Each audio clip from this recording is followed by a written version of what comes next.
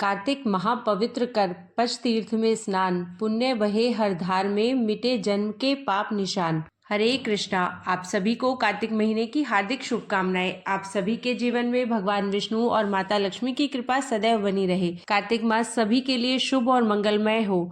आज की इस वीडियो में मैं आपको कार्तिक माह के 5 चमत्कारी दिन यानी कि भीष्म पंचक व्रत के बारे में संपूर्ण जानकारी दूंगी कि इन 5 दिनों में आपको क्या करना है, क्या खाना है, हमें कार्तिक मास का उद्यापन कैसे करना है, इन 5 दिनों को भीष्म पंचक व्रत क्यों कहा जाता है, उस सब के बारे में आपको संपूर्ण जानकारी दूंगी। तो चलिए अपने इष्ट देव को प्रणाम करते हुए आज की वीडियो का शुभारंभ करते हैं। सनातन धर्म में भीष्म पंचक के 5 दिवसों को काफी मंगलकारी बताया गया है। वैसे तो जब भी कोई पंचक लगता है तो कहा जाता है कि कोई भी शुभ कार्य नहीं करना चाहिए। भीष्म पंचक इकलौता ऐसा पंचक है जिसे मंगलकारी बताया गया है। ऐसा माना जाता है कि इस व्रत को करने से जीवन में किए जाने वाले हर कार्य में सफलता मिलती है। कार्तिक महीने की शुक्ल एकादशी से पूर्णिमा तक का व्रत भीष्म पंचक व्रत के नाम से जाना जाता है। इस दिन महाभारत के मुख्य पात्र गंगापुत्र भीष्म की पूजा की जाती है। भीष्म पंचक को पंच भीखु के नाम से भी जाना जाता है। आप जो कुछ भी इन 5 दिनों में करते हैं उसका कई 100 गुना फल आपको प्राप्त होता है।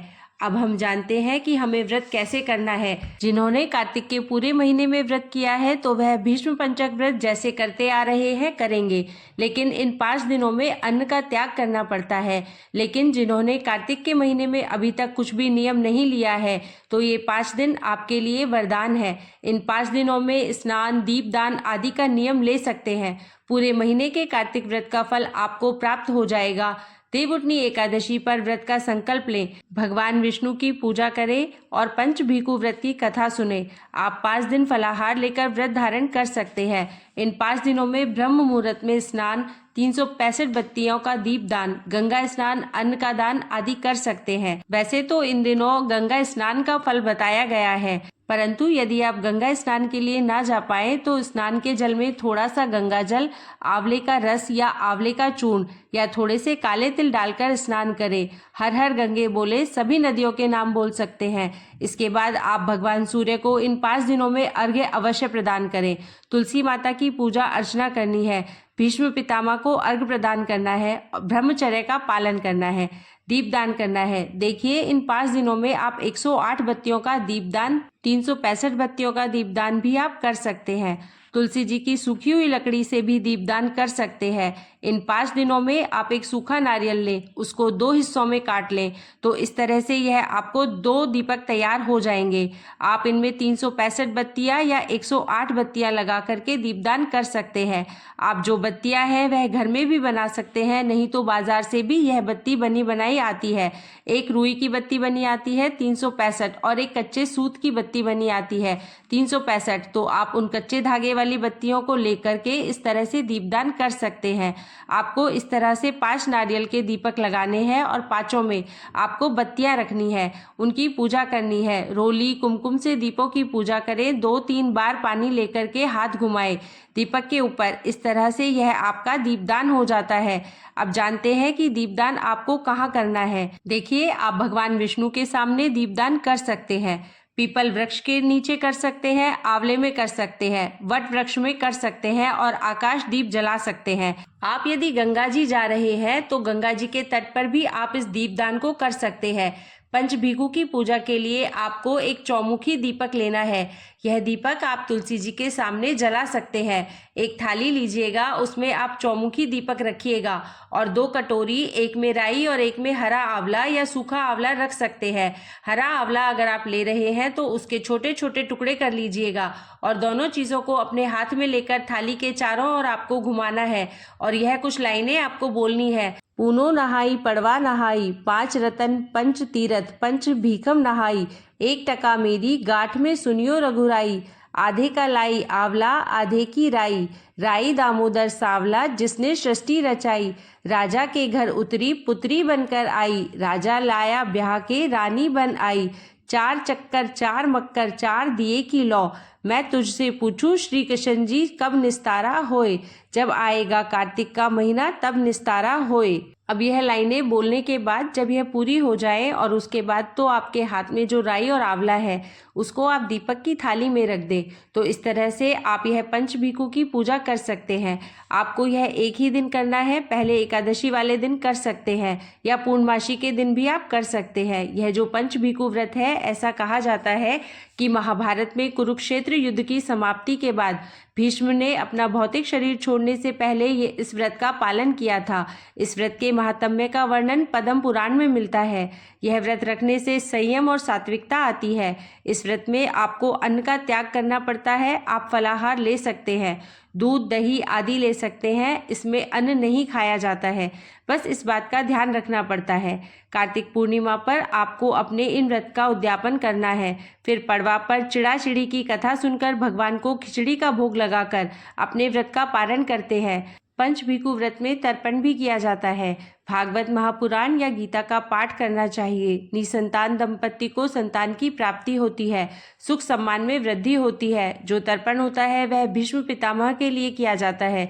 तो आप इस तरह से अपने व्रत को पूर्ण कर सकते हैं। देखिए, यदि आपने पूरे कार्तिक मास में कार्तिक महात्म्य का श्रवण नहीं किया है या नहीं पढ़ा है, तो आप इन 5 दिनों में 7-7 अध्याय करके पूरा कार्तिक महात्म्य पढ़ सकते हैं या श्रवण कर सकते हैं। आइए अब हम जानते हैं कि इन 5 दिनों को भीष्म पंचक क्यों कहा जाता है। तो इसके लिए एक छोटी सी कथा है, वह मैं आपको सुनाती हूँ। जब महाभारत का युद्ध समाप्त हुआ तब भीष्म पितामह सूर्य के उत्तरायण होने की प्रतीक्षा कर रहे थे और 5 पांडवों को उनके पास लेकर भगवान कृष्ण गए, क्योंकि जो भीष्म पितामह है वो बाणों की शैया पर लेटे हुए थे। जब भगवान कृष्ण 5 पांडवों को लेकर उनके पास पहुंचे तो युधिष्ठिर जी ने भीष्म पितामह से राज्य संबंधी उपदेश देने की प्रार्थना की। तब उन्होंने 5 दिनों तक राजधर्म, मोक्ष धर्म, वर्ण धर्म आदि का उपदेश दिया। इससे भगवान कृष्ण प्रसन्न हुए। उन्होंने कहा कि हे पितामह, आपने जो यह 5 दिनों तक उपदेश दिया है उससे मैं अत्यंत प्रसन्न हूँ। आपकी स्मृति में मैं यह भीष्म पंचक व्रत स्थापित करता हूँ। जो लोग इस व्रत को धारण करेंगे वे कई प्रकार का सुख भोग कर अंत में मोक्ष को प्राप्त होंगे। उन्हें पुत्र पौत्रादि धन धान्य की कभी कोई कमी नहीं रहेगी। वे आयु पर्यंत हर प्रकार के भौतिक सुखों को प्राप्त करेंगे। ये फल इस व्रत के शास्त्रीय प्रमाण है। तो यदि आपने अभी तक पूरे कार्तिक के महीने में कुछ नहीं किया है तो आप इन 5 दिनों का लाभ उठा सकते हैं। इस व्रत के कुछ नियम हैं जो हमें ध्यान में रखने चाहिए। देखिए, आप सबसे पहले व्रत का संकल्प लेंगे और जब आप स्नान करेंगे तो आपको तारों की छांव में ही स्नान करना है। आपको ज़्यादा से ज़्यादा मंत्र का जाप करना है। विष्णु सहस्त्रनाम का पाठ करिए। यह विधि मैं आपको बहुत सरल तरीके से बता रही हूँ, क्योंकि जो शास्त्रों में वर्णित है वो विधि थोड़ी सी कठिन है, मुश्किल है। हम गृहस्थियों के लिए यह विधि आसान है। आप इस विधि से भी पंचभीकु व्रत कर सकते हैं। तो जितना इन 5 दिनों में मंत्र जाप किया होता है उतना ही हमें लाभ प्राप्त होता है। आकाश दीप भी आपको अवश्य प्रज्वलित करना है।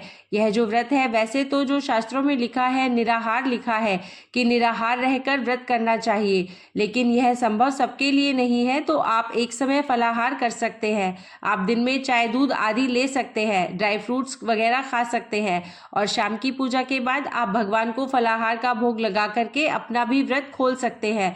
उद्यापन आप कार्तिक पूर्णिमा को करें तो इसमें आप क्या कर सकते हैं कि आप ब्राह्मण जोड़े को अपने घर पर बुलाकर भोजन कराएं और उन्हीं वस्तुओं का दान दें। छाता, जूते, चप्पल, गर्म कपड़े आदि का दान दें और जितनी आपकी श्रद्धा हो या जितनी आपकी सामर्थ्य हो उस हिसाब से दान दक्षिणा दे करके आप अपने व्रत को पूर्ण कर सकते हैं। यदि आप इन 5 दिनों में चाहे तो अखंड दीपक प्रज्वलित कर सकते हैं। अखंड दीपक जलाकर रखना भी बहुत शुभ माना जाता है। तो इस तरह से आप अपने व्रत को पूर्ण करिएगा और व्रत का फल आपको अवश्य प्राप्त होगा। अब आपको कुछ सरल उपाय बताते हैं जो आप इन दिनों में कर सकते हैं। देखिए, जब आप 365 बत्ती का दिया जला रहे हैं या 108 बत्ती का दिया जला रहे हैं, आप उसके अंदर 1 लौंग और थोड़ी सी काली हल्दी का टुकड़ा डाल दीजिएगा। यह अत्यंत शुभ माना जाता है। यदि आपने अभी तक दीपदान नहीं किया है तो आपको दीपदान अवश्य करना है। अंधेरे स्थान पर दीपदान का विशेष महत्व है।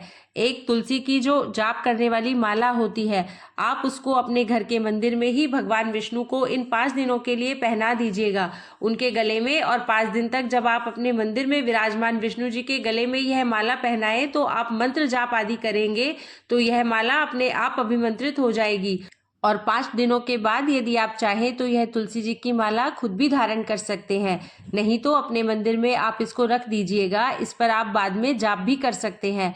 आपको इन दिनों में चावल का दान अवश्य करना है। आप एकादशी के दिन, द्वादशी के दिन, इन 5 दिनों में किसी भी दिन चावल का दान कर सकते हैं। इन 5 दिनों में आपको तुलसी का पौधा भी दान अवश्य करना चाहिए। आप यदि किसी को दान कर सकते हैं तो दान कर दीजिए, नहीं तो आप मंदिर में इस पौधे को रख कर आ सकते हैं। अब हमें कुछ सावधानियां रखनी है। देखिए, इन 5 दिनों में आपको शरीर पर तेल नहीं लगाना होता है, भूमि पर शयन करना होता है, इससे अकाल मृत्यु से बचाव होता है। आपको बैंगन, करेला, दही, मांसाहार, चावल आदि नहीं खाने हैं। लाल मसूर की दाल आदि का सेवन नहीं करना है। तो यह छोटी छोटी सावधानियां हैं जो आपको रखनी है। आपके द्वारा कोई आहत ना हो। आपको मन, वचन और कर्म से सात्विक रहना है। सभी का आदर और सम्मान करना है। पशु पक्षियों को खाने के लिए कुछ न कुछ अवश्य देना है। आप इन छोटी छोटी सावधानियों को ध्यान में रखिए और अपने व्रत को पूर्ण करिए। तो आज की वीडियो में बस इतना ही। मिलते हैं अगली वीडियो में एक नई जानकारी के साथ। अगर आपको आज की वीडियो अच्छी लगी हो तो वीडियो को लाइक कर चैनल को सब्सक्राइब जरूर करें। धन्यवाद। जय श्री कृष्ण।